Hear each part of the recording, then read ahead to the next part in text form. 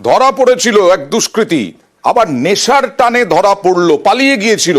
পানি ট্যাঙ্কির ঘটনা, পুলিশি হেফাজত থেকে পালিয়ে গিয়েছিল আদালতে তোলার সময়, আর তারপরে নেশার টানেই এই ধৃত সে আবার গ্রেফতার হলো। কারণ পানি ট্যাঙ্কিতে মাদকের খোঁজে আসে এই দুষ্কৃতী, আর পানি ট্যাঙ্কিতে আসতেই সঙ্গে সঙ্গে গ্রেফতার। ड्रग एडिक्ट था वो एक, इसीलिए 292 में पकड़ाया गया था। बाद में जब ढूंढा गया उसके भागने के बाद तो हमें पूरा यकीन था कि वो वापस पानी टंकी जरूर आएगा, ड्रग एडिक्ट है तो लेने, और वही हुआ। पानी टंकी आया था वो वापस ड्रग्स के कोच में कि उसको ड्रग्स मिलेगा, तभी वो पानी टंकी में पकड़ा गया।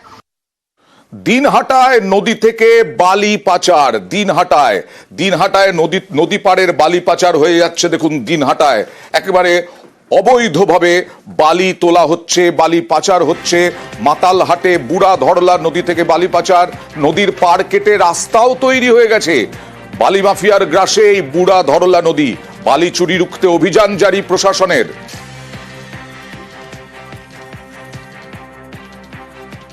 এই বিষয়ে আমার এখন অবধি কোনো আমার কাছে রিপোর্ট আসেনি। যে যদি এরকম রিপোর্ট আসে তাহলে নিশ্চয়ই আমরা সেই পদক্ষেপ নেব এবং বিএলআর সাহেবকে আমরা জানাবো, বিষয়টা প্রশাসনের নজরে দেব, প্রয়োজনীয় পদক্ষেপ নেওয়া হবে। এর আগের বারও এরকম একটা অভিযোগ আসছিল, যখন আমরা জানতে পারি তারপরে এটাকে বন্ধ করা হয়েছিল।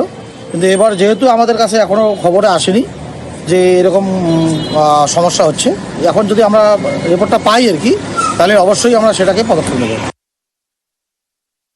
ওই পাখিয়াটা ওই জায়গাটা একটা মানে এখন হয়ে দাঁড়িয়েছে, ওটা প্রত্যেক বছর ওখানে আমরা যাই এবং প্রতিদিন আমরা যাচ্ছি। ওইটা একটু ওই জায়গাটা আমরা যাবো, তাহলে আপনি বললেন যখন আমি সোমবার ওখানে ঢুকবো। এবার নদীর বালির তো রয়্যালটি আমরা করি না, নদীর বালির তো কাটা নিষেধ একদম। হ্যাঁ,